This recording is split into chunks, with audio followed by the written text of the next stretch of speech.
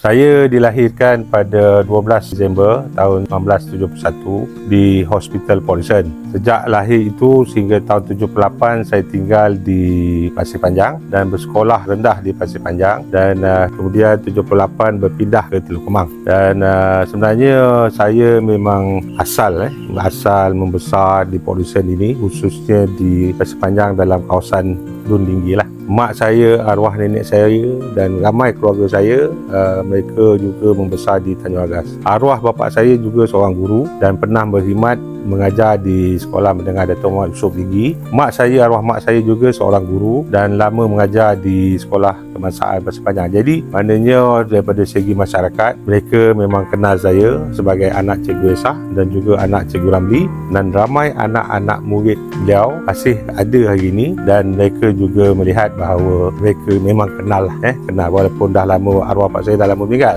Arwah ibu beliau adalah cikgu saya di waktu sekolah, dan memang beliau memang orang asal Tinggi lah, memang orang asal Polisen. Jadi kemudian selepas habis di sekolah rendah, saya sambung pelajaran tetap di Polisen sehinggalah tahun 1991 saya sambung belajar ke Universiti Sains Malaysia selama 4 tahun. Habis saja belajar tahun 95, saya terus balik ke Polisen, bekerja, berkahwin dan juga terus masuk akhir di Polisen sehinggalah ke hari ini. Tahun ini umur saya insyaAllah bulan 12 nanti 55 tahun. Hanya 4 tahun saja saya keluar daripada Polisen. Jadi kalau ikut sejarah politik saya habis belajar saja tahun 1995, saya terus bercampur dan bergerak aktif dalam Pemuda UMNO, dan Alhamdulillah pada tahun 2022 saya telah pun dilantik memegang jawatan Terusa Pemuda UMNO dan seterusnya sebagai ahli jawatankuasa UMNO bahagian Port Dickson. Dan daripada situlah saya mula mengorak langkah sehingga tahun 2004 saya telah dipilih untuk menjadi wakil rakyat di Dun Bagan Binang. Sehingga 2008 saya tidak bertanding,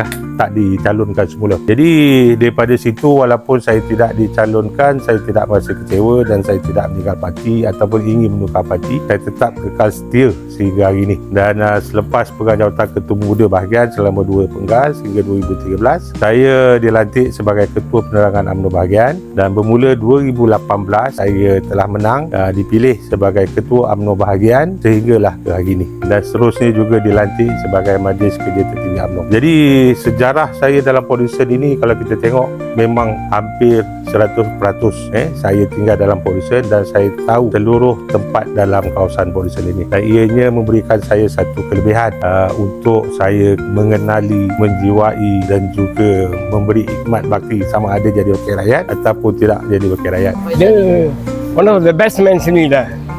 Dun Tinggi dia terbaik, kerja, sokong mereka, macam mana tolong, semua dia juga best. Dia suka tolong orang miskin dan dia ramanya tolong sama saya pun, budak-budak sekolah, ada orang miskin, ada orang kebajikan, nak bajikan pun.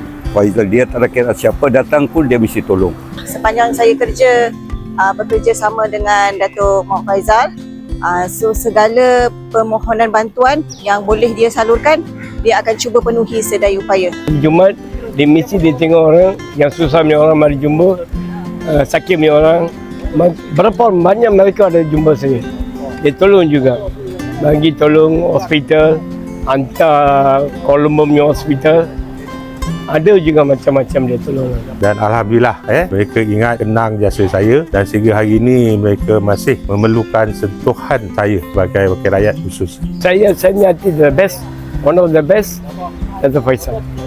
Saya baru menjadi wakil rakyat di Ligi ini selama 2 tahun 8 bulan. Jadi selama 2 tahun 8 bulan itu saya banyak memberikan khidmat bakti, terutamanya soal kebajikan. Di Ligi ini mereka bukanlah sebuah kawasan bandar, kawasan luar bandar, dan rata-ratanya adalah mereka yang bekerja golongan B40 lah, senang cakap, warga mas. Dan mereka memang banyak bergantung harap pada saya, selalu setiap minggu datang ke pejabat saya ingin memohon bantuan yang boleh saya bantu.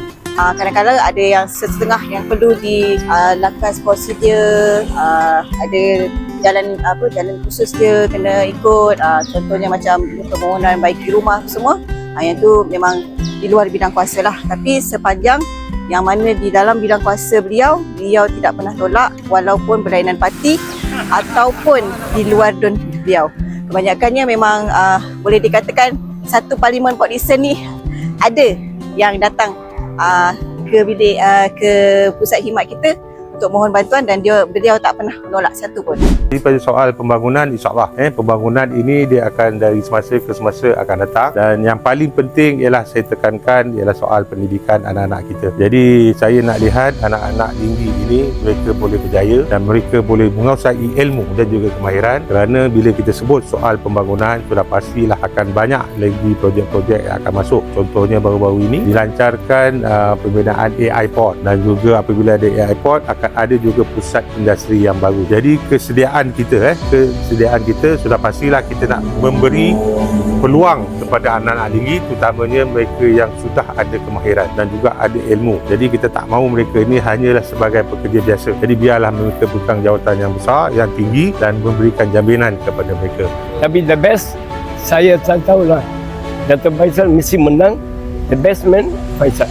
Dan insyaAllah saya juga menyeru kepada penyokong-penyokong, kepada pemudi-pemudi dalam 2 minggu ini khususnya, untuk memberi saya satu lagi peluang, satu lagi mandat untuk saya sambung khidmat bakti saya selama 5 tahun akan datang. Jadi saya mohon kepada semua pemudi, sokong saya calon nombor 2 Muhammad Faizal bin Ramli. Terima kasih.